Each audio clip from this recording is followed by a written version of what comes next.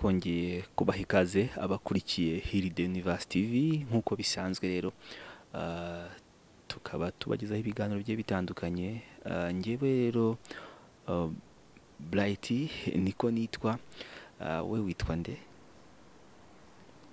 Okay, uyu mwanya rero tukaba tugiye kubatembereza tubasubize mu karere ka Ngoma, ni mu umurenge wa Sake aho bita ku Matara, aho ubushize twaganiriye n'umubyeyi ufite umwana ufite uburwayi bw'uruhu bumukomereye amaranye igihe cy'imyaka kirenga imyaka 8. Icyo gihe cy'imyaka 8 bakaba baravuje ntako batagize, ariko uyu munsi bitewe n'ikiganiro twakoze ubushize akaba yabonye umuterankunga rero yaduhaye ubutumwa tugomba kugeza kuri uwo mubyeyi ndetse n'umwana we. Ndagira ngo rero ubu tugiye kumushyikiriza ubutumwa bwe kugira ngo turebe icyakorwa kugira ngo uwo mwana avurwe. Twagiye. Uburwayi bwe ni uburwayi bwamufashe ku ruhu bukamubambatura, kagira ibintu by'ibisebe bivamo amazi.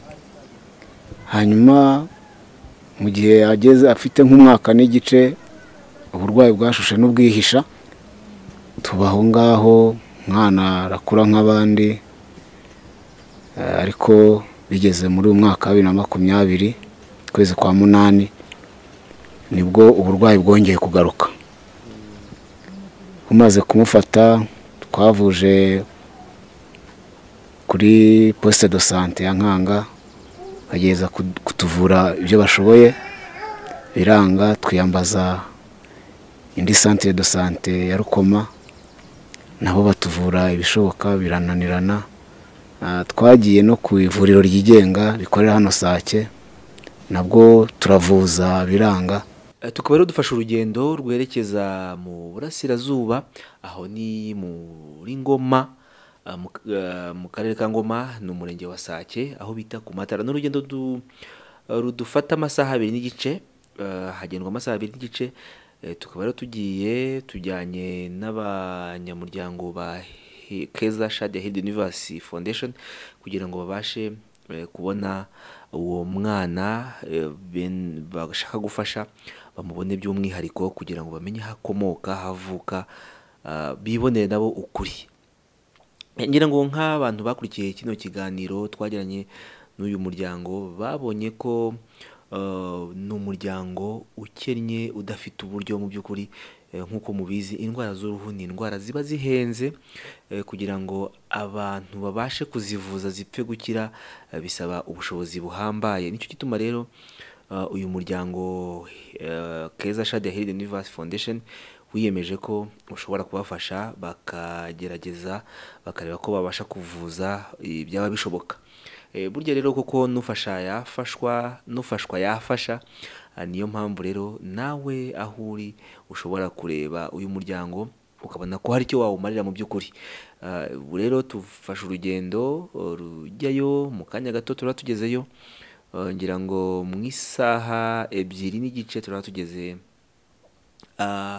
wabo w'uyu mwana. Namwe mwihere ijisho murebe umuryango we uko ubayeho, murebe ubuzima uko buhagaze. Murabizi muri iyi minsi rero bitewe n'ubuzima turimo kubera icyorezo coronavirus, ubuzima bwarahagaze ahantu hose, usanga kwivuza nuvuga ngo mu ngeri zose usanga ibintu bigoranye kugira ngo umuntu abe yabasha kubikora, cyane cyane ibintu bisaba amafaranga. Yes, ngira ngo rero wenda mu kanya gato turatuhageze, reka tuze tubaho umwanya, mu kanya gato muraba mukurikira turatuhageze.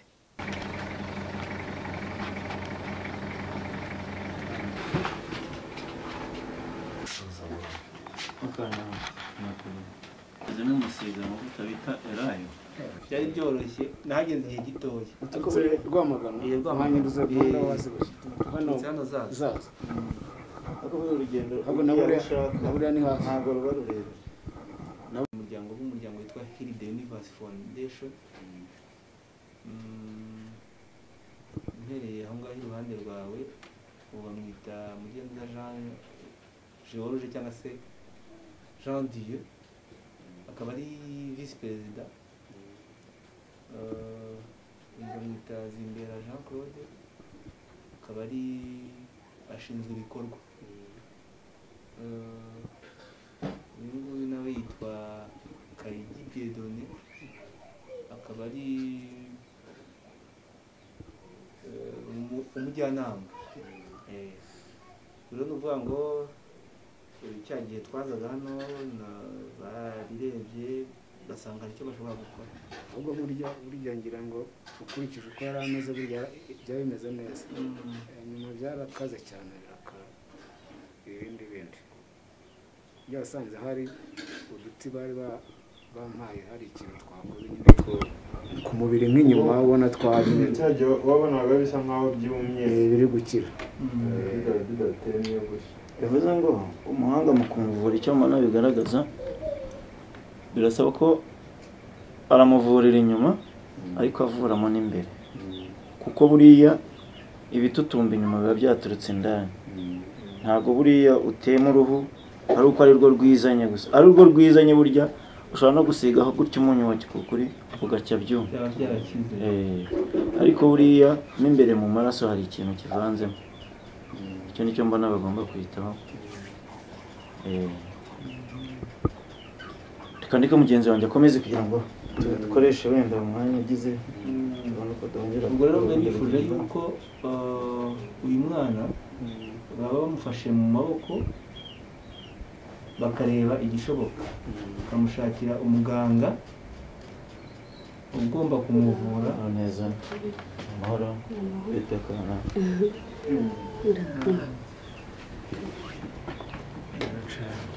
bakamushakira umuganga ugomba kumuvura, umuganga w'uruhu, atari ukumujyana muri kwa muganga gusa ngo abaganga bose bamuceho. Ni ukuvuga ngo ni umuganga w'uruhu, kugira ngo nibura turebe igishoboka. Uyu muryango wiyemeje gutanga uzajya ubishyurira tike, sibyo, kuza i Kigali, ngira ngo aho kubaho muba muhafite. Kuba i Kigali ntabwo twahabura. Ni ukuvuga ngo ikindi n'imiti, ni ukuvuga ngo muzajya mujya kwa muganga, habonetse umwe muri bo ashobora kujyana namwe mukagenda mukavuza umwana, igisabwa cyose akagitanga, kugira ngo ko ubundi imiti y'uruhu irahenda, ntabwo ari imiti yoroheje buriya. Nkurikije n'ibyo maze kumutangaho biragoye. Imiti y'uruhu irahenda cyane. Ni ukuvuga rero ubwo uko biri kose turava hano mwumvikanye nabo igihe numva mwatangirira, niba ari ejo kuwa mbere, niba ari ryari, mugahita mufatirana mugatangira kujya kwa muganga, sibyo? Ngira ngo ubwo bahigereye muraganira muhuze bitewe n'igihari. Urumva n'ubwo buryo rero baragira ngo nabo barebe, bagerageze barebe kuko niba uyu mwana ashobora gukira, kuko dukurikije nk'amakuru wenda twabonye ubushize mwatubwiye yuko mwamuvuje ahantu hose hashoboka mujya kwa muganga, ariko nta na rimwe twigeze twumva ko mwamugejeje ku muganga w'uruhu nyirizina ngo akore exame amenye nyirizina n'iki kibitera. Bose barimo kuvura ibimenyetso, ntabwo barimo kuvura ikibitera uko byagenda kose, kuko iyo utapimye ntushobora kumenya ngo umwana arwaye iki.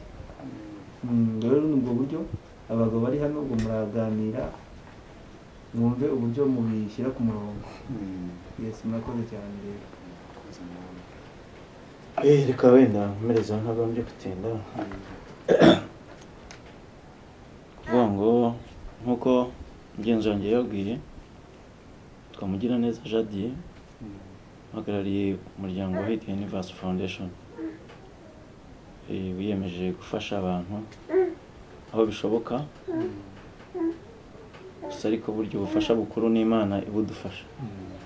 Ntabwo twavuga ngo wenda ni ibikorwa by'amafaranga cyangwa iki, ariko Imana nayo irafashwa. Nibe twinjiye muri icyo gikorwa tugira ngo uyu mwana akire, nuko icyo tuba tuzakoresha ni amafaranga, ariko Imana nayo iyo tugize cya cyizere tuyigirira ikaduheramo mu gisubizo cyayo, ikadufasha nk'uyu mwana agakira, dukomeza tuyishima kuko bya bikorwa turimo ko biri kugenda mu nzira nziza nk'uko tubikeneye. Rero ni muri urwo rwego aka kanya foundation yabageneye akantu mwifashisha wenda muri uko kuntu. Urumva nibe wowe ugiye guhaguruka ukazana n'umwana, ndakeka ntabwo mwese mwagenda, mwagomba gusigara ku rugo ariko hariya ndumva harimo ibyo kurya, harimo n'amata, ndabona hari umwana, harimo agasabune, harimo ifu y'igikoma, harimo ibishyimbo, harimo umuceri, harimo isukari, hari ikindi nibagiwe n'ifu y'ibigori. Ifu y'ibigori si y'igikoma ngo ntabwo ni y'igikoma. navuze ifu y'igikoma ubanza rero wenda nabivuze ukundi n'umuceri. Ni ibintu byo kwifashisha mu gihe niwe wazindutse wagiye, uko biri kose buriya nkeka wenda ubitangiye nk'ejo ushobora kugeza ku cyumweru hari ibisubizo tubona natwe twabonye, kuko urumva niba uvuga uti hari igihe yari ameze neza ariko bikaba byatutumbye byarenzeho, ni ukuvuga ngo ugomba kubyihutisha. urumva niba ufite amahirwe Bright bitewe nk'ukuntu ko niwe wari wagerageje kudushakira umuganga w'uruhu, ni nawe uhazi, ni nawe bavuganye, nomero ye ifite uzajya umukonekita, noneho ibisubizo biboneke n'amafaranga ahite ajyaho agomba kujya, nta kibazo kizagira cy'amafaranga.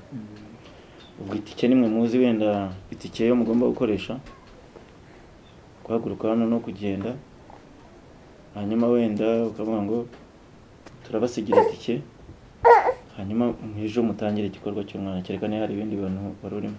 oya ntabyo usibye najya mu umwana ntabyo. Hanyuma wenda icyo gihe ashobora no kubashyitsa kuri wa muganga akamwereka ati wa murwayi n'uyu nakweretse n'uyu nakubwiraga, kuko yamweretse amafoto amwereka n'icyamuha ubusobanuro, amubwira ndumva baramubwiye n'ingano afite, ndamubwira ati nkeneye umwana ko umuzana hano. Numva rero icyo ari cyo cyakorwa, noneho ibindi tukabikurikirana tugendana na muganga n'umubyeyi n'umurwayi, tumva aricyo kintu twakoresha. Ikibazo cy'amafaranga itike ntabwo nzi mwiyo mukoresha, mwamubwira wenda dusigira aya turadukoresha mu matike, ko ni amatike yo kugira ngo tuvuze uyu mwana.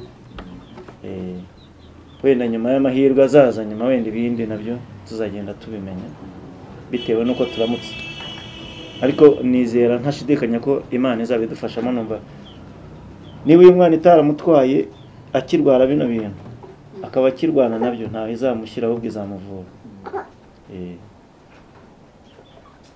Ntitubishyira mu kwizera na muganga, buriya hari igihe yanakoresha akantu gato cyane bitagiye kure, ariko urabona nk'ibikombe ufite byose umusiga nuko umutotobeka, ahubwo umuntu nta kindi kintu bimukorera.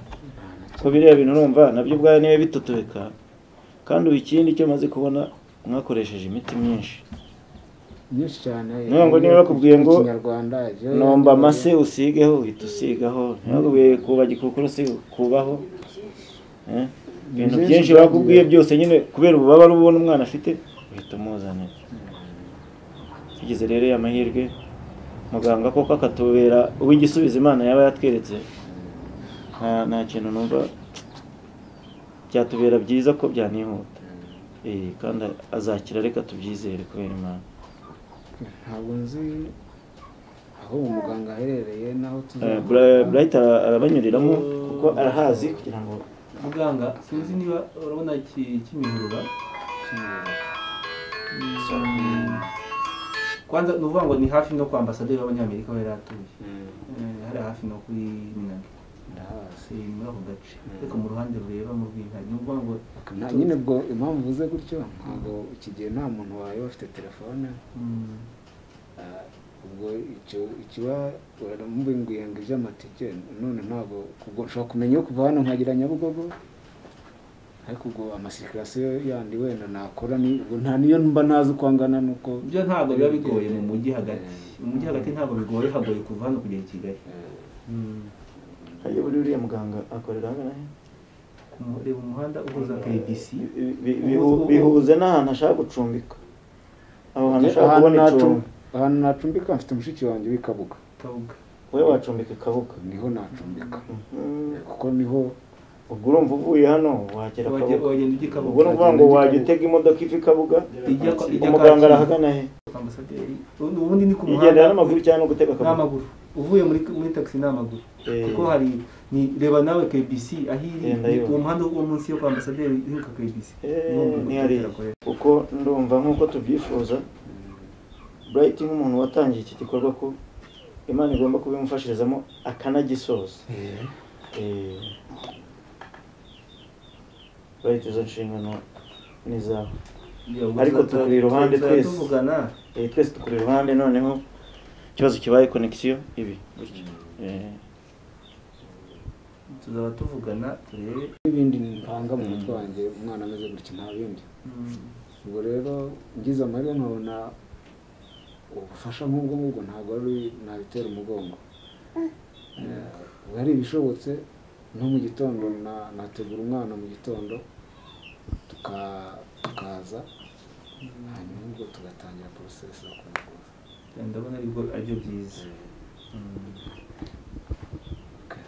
nubwo yiga ariko nyine hari igihe byiza bamwe ukajya ku ishuri nawe nkabona atashye nyine kitageze byanze ariko akunda kwiga kuryama hano y'abandi bagiye mu ishuri yumvisha abanyeshuri bavuze nawe uko biri kose ejo nimugenda tugize amahirwe iyo nibe ahubwo hari randevu wari wasabye ntabwo natse randevu urundi kintu biri busabe si bisaba randevu yasaba ko ejo njya kumureba reko yabanza asabe randevu amuvugisha ubundi numva ariko atakwanga ko muza kuwa kabiri urumva ejo mu gitondo urumva kuwa kabiri bisaba ko yaba yaraye na mwitegura ko mushobora kuzigerwa ku bw'ejo niyo mwitegura ko ejo ahubwo kurara i Kigali ejo mukarara muraye i Kigali ejo wenda ejo akarara i Kigali bavuze ngo kuwa kabiri mujyeyo ugomba guhita mubyukira ugomba kuzindukira ku murongo kubyuka mu gitondo ukava hano ukajya kuvuza i Kigali ntabwo wabikora nawe reba igihe twahagurukira igihe tuhagereye bisaba kuva hano biragusaba kurara hariya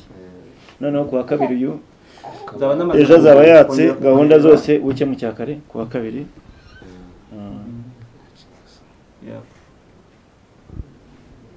ubwo umuntu yagusigira amafaranga kuri telefone kugira ngo ubashe gukontorora kuva hano hano uburyo bwa hano bwo gutenda buragoye ubwo ngo iyo utavuye inaha mu gitondo n'imodoka ziva inaha zijya i Kigali ubundi buryo ni ukugenda ukazenguruka Kibungo ugenda utega ariko nibura bikagufata ngaho kugera iyo uhagurutse direct kugera i Kigali numva ngo bishe 3500 sindagiye kuva wenda ibihe bihindaguritse nyuma yuko bongeye gukingura uvuye hano direct ujya i Kigali uvuye hano direct ujya i Kigali bihagarara 3500 ubwo kugera nyine ubwo aho waviramo hose muri Kigali wawugera Kabuga wagera Nyabugogo nicyo nuvuga ngo ni imodoka igenda ikagera mu Kigali ubwo baba batangiye kuyaba 3500 cyaba gisigaye no kumenya kuva Kabuga ugera aho ngaho ariko nabwo muri za modoka ikoresheje ikarita ngira ngo ni 500 kugira Nyabugogo ngira ngo uve Kabuga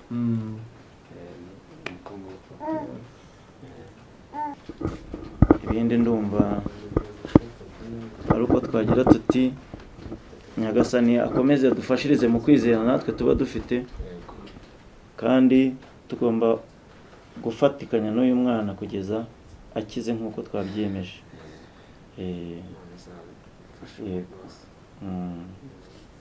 numva nibe bavandimwe nta kindi wenda bashaka kuganiraho twasoza tukongera tugasubukura urugendo tuba dufite ahantu henshi ho kugera nabonye hari n'akagendo kagira igihe tugera iyo ngiye dore ko umuntu asigaye arenza n'amasaha bakamujyana muri stade sinabura none kubashimira no gushima Imana kuko no kugira amahirwe ukabona abantu bagufasha mu kibazo nabyo ni Imana ubwo rero ibyo twaba gushimira Imana ndetse no kubashimira namwe ko Imana yarashatse kubakoresha mu kwemera nabyo ndi mugisha Imana ibaha umugisha nta kindi narenza dusangire rwose nta byinshi byo kuvuga rero bihari kuko usanga ikintu ari kimwe niba icyo tureba ari umwana urwaye akeneye kuvuzwa twaba twari byo tuvuzeho n'undi avuze n'ibyagarukaho n'undi n'ibyagarukaho kuko nicyo kigenderewe ikizadushimisha ni ukubona umwana yakize kuko nk'uko turi umuryango wo kuvuga ngo dufashe abantu bababaye twe tugira ikintu kivuga ngo n'ufashwa yafasha ntabwo wenda dutekereza gufasha kubera ubushobozi dufite bwinshi kubera amafaranga oya, ahubwo dutekereza gufasha kuruta gutekereza ku bindi bintu. Bimeze nk'uko uyu mwana ameze gutya, akaba ashobora kugenda ku ishuri, yaba afite wenda ji mwamuhaye ajyanye, yagera ku mwana urwaye akabona bamurenza akayimuhereza, akamubwira ati akira, akaba ari we ayihereza kandi nawe atameze neza. Icya mbere rero ni uko tuzabona umwana akize tukavuga ngo kuko aka kanya twese icyo duharanira n'icyo muharanira ni kimwe, murahanira ko umwana yakira, natwe ubu nibyo turi guharanira. Nakira rero twese bizadushimira, ati ntabwo twagendeye ubusa, ntabwo mbese icyo twifuzaga cyagezweho. Reka rero tubifatanye gutyo, twese tuba ababyeyi ku umwana azakira. Hagati aho umuterankunga umukuru wacu nyine numva niba ndi visi perezida, hari perezidante wacu n'uyu uriho bamwita Keza Shadi. Ibi byose rero no kuvuga ngo niba yari aho tubonye hakenewe ubufasha runaka niwe tubigezaho, nawe akatwohereza bwa bufasha tukabugeza ku bo twabugeneye, hanyuma nawe bikamusubiraho, akanezezwa nuko bya bindi nawe azishimira nabona uyu mwana akize, nawe abyumva ukundi kuntu kandi ahita yumva umunezero muri we ko igikorwa yakoze atari imfabusa. Murakoze rero, ubwo urumva twasoza tukerekera tugasubira iyo twaturutse.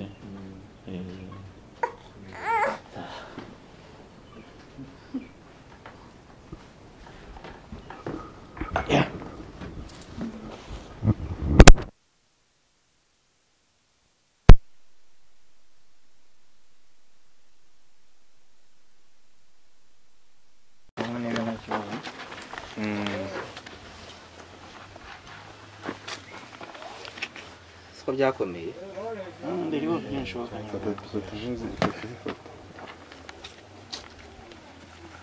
ubona ko n'ukuguru nuko arabyimbye ndikira inyuma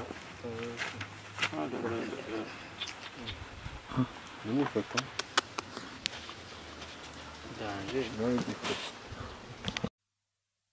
Heal the Innovas Foundation. Keza Shadia, founder. Give it kick.